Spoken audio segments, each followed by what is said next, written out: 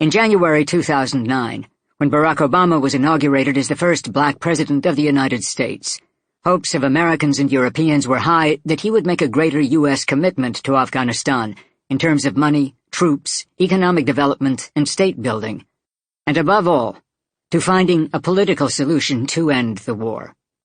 Obama's promised to do all of that, and his expressed desire for a regional solution that would bring Afghanistan's neighbors together in order to help the peace process were even more welcome. Obama did commit more of everything to Afghanistan, and many fields such as education, health, media, the building of a new Afghan army, and the degrading of al-Qaeda have seen substantial improvements. However, the country has also seen a steady deterioration at almost every level: military, political, economic, and human. Violence has increased substantially, and the Taliban insurgency is now a nationwide movement. Tragically, as the endgame approaches, the administration still lacks a political strategy. The U.S. military and intelligence are in the driver's seat. The United States and NATO now plan to leave by 2014. The administration makes statements about Western forces transitioning and about handing over authority to the Afghan government and army, but it offers no clarity about how that can be accomplished in the midst of a civil war. The escalation of the war has helped prolong and deepen an already long-running crisis in Pakistan. Its political and military leadership has shown neither the courage nor the will nor the intelligence to carry out major reforms in the country's foreign and economic policies. The Pakistani state still fosters many extremist jihadi fighters belonging to various groups, even as the Pakistani Taliban directly threatens that very state. The military has allowed the Afghan Taliban factions and their leaders safe sanctuary and support ever since 2001, something the Americans knew well but failed to raise effectively. Social services are near collapse. Law enforcement is abysmal. Economic hardship is widespread. Natural disasters occur with little or no government assistance, and the majority of the population has no security. Undeniably, the military and political situation in both Afghanistan and Pakistan has deteriorated considerably during Obama's tenure in office. Moreover, for 2 years, the critical U.S.-Pakistan relationship has been in a steady process of breakdown or deterioration. Obama and his senior officials share a major part of the blame, because their failure to act as a team has resulted in contradictory policies, intense political infighting, and uncertainty about U.S. aims and objectives in the region. Regional players have been allowed to manipulate these very contradictions. The legacies of the Cold War and the War on Terror are still with us.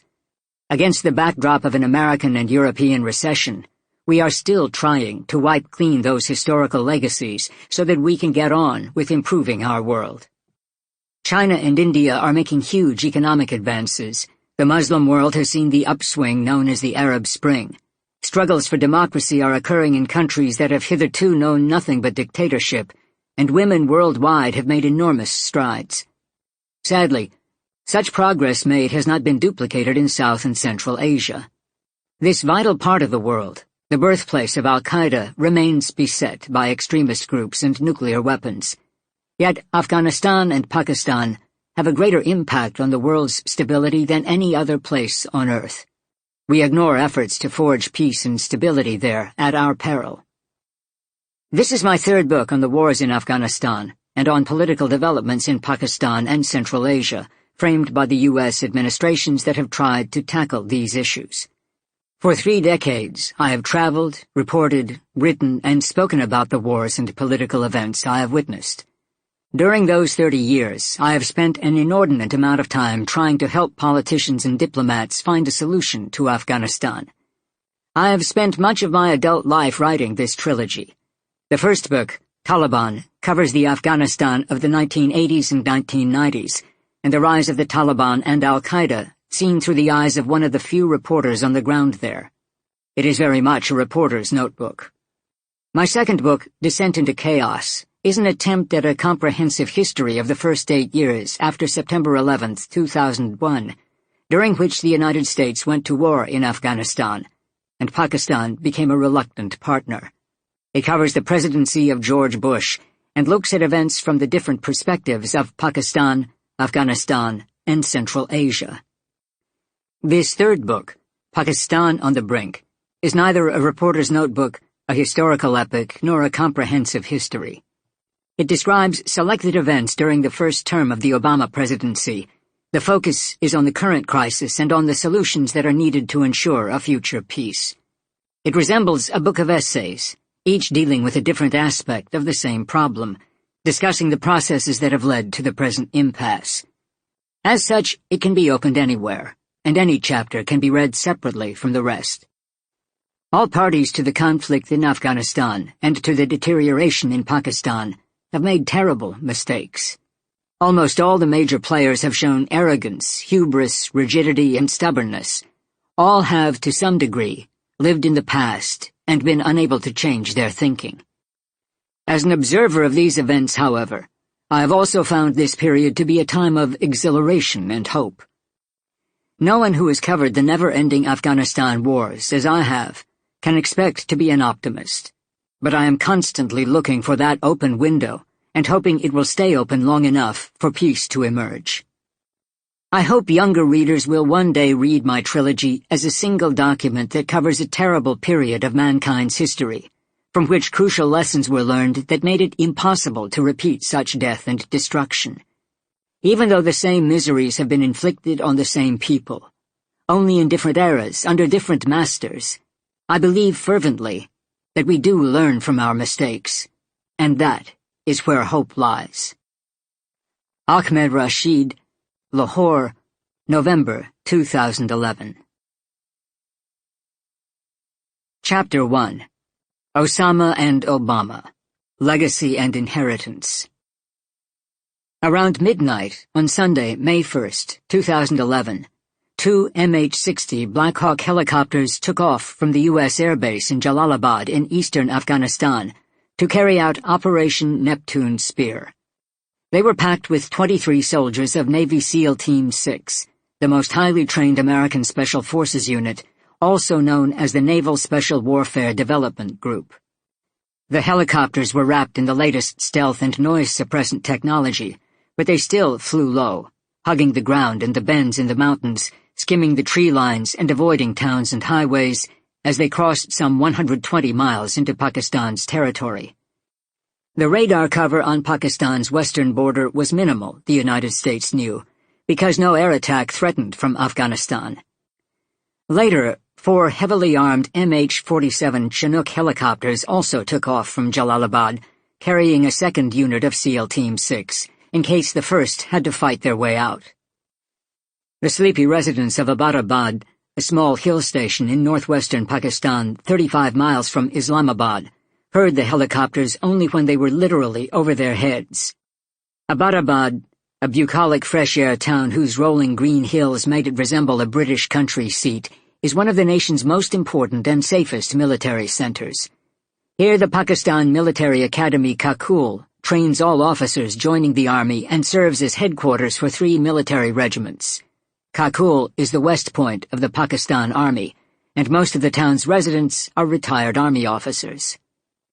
As the 2 lead Black Hawk helicopters neared the target, a large, well-protected compound on the edge of town, one of them suffered a loss of power and was forced into a hard landing at the compound's edge. Nobody was hurt, and the downed helicopter was quickly destroyed. The original plan to rappel down into the compound using ropes from the helicopters was abandoned, and the second helicopter now landed in a field just outside it. 23 SEALs, a Pakistani-American interpreter who spoke both Urdu and Pashto, and a tracking dog, made the assault. They blew holes in the compound's massive 18-foot-high and 3-foot-thick walls and entered the main house. They moved in the dark through the 3-floor mansion, blowing up metal doors that had been placed in front of the staircase and shooting dead 2 men and 1 woman who had hosted and cared for their target. Then the SEALs entered the 3rd-floor bedroom of Osama bin Laden and shot him dead with 2 bullets, one to his head and another to his chest. He had promised never to surrender after 9/11, and he did not try to do so now. The soldiers carried out a DNA test on the corpse of the most wanted man in the world, then carried it to the waiting helicopter. His son Khalid, age 22, had been killed on the staircase as the SEALs came up. Bin Laden's 3 wives and 15 children were handcuffed but left in the compound. Before leaving, the SEALs scooped up enormous amounts of electronic equipment that was lying around. More than 100 flash drives, 10 computer hard disks, 5 computers and mobile phones, with enough data to fill a library. The CIA would need months to read and analyze it. Bin Laden must have felt extremely safe in this house, where he had lived since 2006, not only because there were no cohorts of bodyguards and only a few weapons present, but because so much data was lying in the open. The only precaution he had taken was to sew a €500 note and 2 telephone numbers into his cape. The lack of security indicated that 1 or more unknown Pakistanis must have been protecting him. His corpse was taken first to the U.S. base at Bagram, Afghanistan, and then to the aircraft carrier USS Carl Vinson in the northern Arabian Sea. Here his body was washed according to Islamic custom, placed in a white sheet, and waited. His funeral prayers were read, and in the early hours of Monday morning, he was slipped into the sea from the lower deck. President Barack Obama announced his death in a dramatic late-night speech from the White House, declaring that justice has been done. The news touched off an outpouring of joy in Washington and New York, especially at the site of the former Twin Towers. The mood in Afghanistan was equally upbeat, mixed with the trepidation that bin Laden's death might encourage the Americans to pull out their troops earlier than planned. The mood in Pakistan was more mixed and much more dangerous. At first disbelieving, then somber, and finally angry. The reason for the anger was not that bin Laden had lived so safely in Abbottabad for so many years, but that U.S. forces had invaded Pakistan's sovereignty. Osama bin Laden was more than just an icon. His ideology of global jihad and al-Qaeda's acts of terrorism changed the way we all live, our security concerns, how we travel, and how we conduct politics and business. It deeply scarred relations between the Muslim world and the West. The Costs of War Project at Brown University estimates that since 2001, the wars in Afghanistan, Iraq, and Pakistan have killed 225,000 people, including soldiers, and created more than 7.8 million refugees. The total cost is estimated at $4 trillion. Although the global economic collapse of 2008 affected the world far more than the war on terror, the costs of the wars, and of the security put in place to thwart terrorism, probably contributed enormously to the economic downturn. Despite the celebration at his death and declamations that al-Qaeda was a spent force, the ideology of global jihad that bin Laden espoused will not disappear quickly, for it has taken root in far too many Muslim fringe groups. In the decades since the September 11th attacks, al-Qaeda has voraciously expanded its global network. It has set up branches in every European country, penetrated Muslim communities in the United States, and spread widely across Africa and the Middle East. In the aftermath of the Arab Spring, when people's movements overthrew dictatorships in Tunisia, Egypt, and Libya, the biggest challenge will be to ensure that al-Qaeda does not penetrate these societies or in any way determine their political future. Al-Qaeda has transformed itself over the years. Once a highly centralized organization in which recruiting, training, policies, and planning all came from its top leaders, it is now a far looser and more amorphous terror network. It has promoted itself as a franchise, lending its name to extremist groups around the world, over whom it has no control, and whose policies it does not run. It has spread through the Internet and YouTube, and through word of mouth and example. It will not quickly allow itself to be destroyed. Bin Laden's death was a watershed moment, the end of an era, but it does not spell the end of al-Qaeda. Al-Qaeda has adapted extremely well to previous setbacks and changed circumstances, and it will adapt again to cope with bin Laden's death. The American search for bin Laden started in the early 1990s, after the discovery of his involvement in the killing of U.S. soldiers in Somalia in 1993 and Saudi Arabia in 1996, and the first attack on the World Trade Center in 1993. After bin Laden declared in February 1998 that every Muslim has a duty to kill Americans wherever they are found, that search became more determined. September 11, 2001, turned him into the most wanted man in the world, and a folk hero in many parts of the Muslim world. The United States spent a fruitless decade chasing a man on the run. But then, in 2010, the breakthrough came when CIA agents finally tracked down one of his trusted couriers, a Pakistani born in Kuwait with the nom de guerre Abu Ahmed al-Kuwaiti. Ahmed had been with bin Laden since the Battle of Tora Bora in 2001, which had been bin Laden's last fight with his American pursuers before leaving for Pakistan. Since 2002, al-Qaeda prisoners had been mentioning Ahmed's name to U.S. interrogators. Only in 2004 was his nom de guerre confirmed, when Hassan Ghul, a top al-Qaeda operative who had been captured in Iraq, described how close Ahmed was to bin Laden. He was positively identified in August 2010. The CIA would eventually tail him to a large house in Abbottabad, which had no telephone or internet lines, and was surrounded by high walls, and from which nobody ever seemed to come and go. Ahmed and his brother, who were known locally as Arshad and Tariq Khan, had custom-built this house for bin Laden in 2005. Their real names were later discovered to be Abrar and Ibrahim Saeed Ahmed, and their family had lived in the village of Martung, just north of Abbottabad, before settling in Kuwait. After discovering the house, the CIA undertook massive ground and satellite surveillance of the compound, even renting a house nearby. From there, agents observed, inside the compound, a tall, unidentified man taking daily walks. They called him the Pacer. The Americans had several options. They could bomb the house, flattening it and killing the civilians living nearby. They could use drone missiles to target more precisely, or they could mount a commando attack. On March 14, 2011, Obama held the first of 5 national security meetings to discuss the options. The decision to attack was kept secret from most of the administration and from all U.S. allies, including Britain and Pakistan.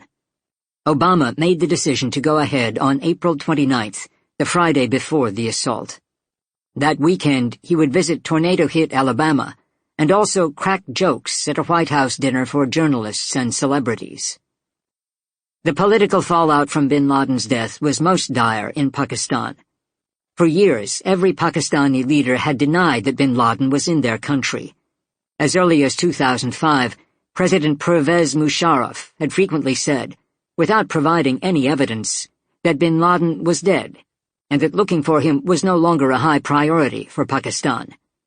That same year, he had arrogantly berated British Prime Minister Tony Blair, telling him that Pakistan had completely shattered al-Qaeda's vertical and horizontal links, and that it is absolutely baseless to say that al-Qaeda has its headquarters in Pakistan. The Army's all-powerful Inter-Services Intelligence Directorate, ISI, would immediately harass any journalist who wrote that bin Laden was alive and active in Pakistan. Now, in the eyes of the world, Pakistan's leaders had turned out to be liars or worse. U.S. congresspeople and several world leaders expressed strong suspicions that elements in the Army, in the ISI, or in extremist Islamic groups trained by one or the other had provided bin Laden with a security network. Pakistan denied these accusations, and to date nothing has emerged to link the government with bin Laden. But the matter is unlikely to rest with their protestations of innocence and victimhood. Pakistan has been through terrible moments before, but it has never been placed in such an embarrassing position. The surrender of the Pakistan Army to India and the loss of East Pakistan in 1971 left the country with a huge sense of shame and anger. It has muddled through other wars and defeats at the hands of India, through devastating floods and earthquakes, and through enormous political turmoil. The military has ruled Pakistan for 33 of its 64 years, and the army has dissolved elected governments 4 times. As Pakistani historian Farzana Sheikh observes, Pakistan is, of course, no stranger to chaos, but what makes this moment in Pakistan's history exceptional is the threat it is seen to pose, simultaneously, to the security of its own citizens, to the welfare of its regional neighbors, and to the stability of the wider international community. These new concerns bear little or no comparison to the more contained moments of chaos that have scarred Pakistan. At 1 a.m. on May 2nd, General Ashfaq Parvez Kayani, the head of the Pakistan Army, was at home in his study when he received a call from the Director General of Military Operations, Major General Ishfaq Nadim, telling him about a helicopter crash. Pakistani helicopters did not fly at night, so this was clearly a foreign intruder. Kayani called Air Chief Marshal Rao Qamar Suleiman, who scrambled two American-made F-16 jet fighters, but the U.S. raiders had already re-entered Afghanistan. Local army and police units in Abbottabad did not arrive at the scene until well after the Americans had left. Around 2 a.m., President Obama called his Pakistani counterpart, Asif Ali Zardari, to give him the news that bin Laden had been killed in Pakistan.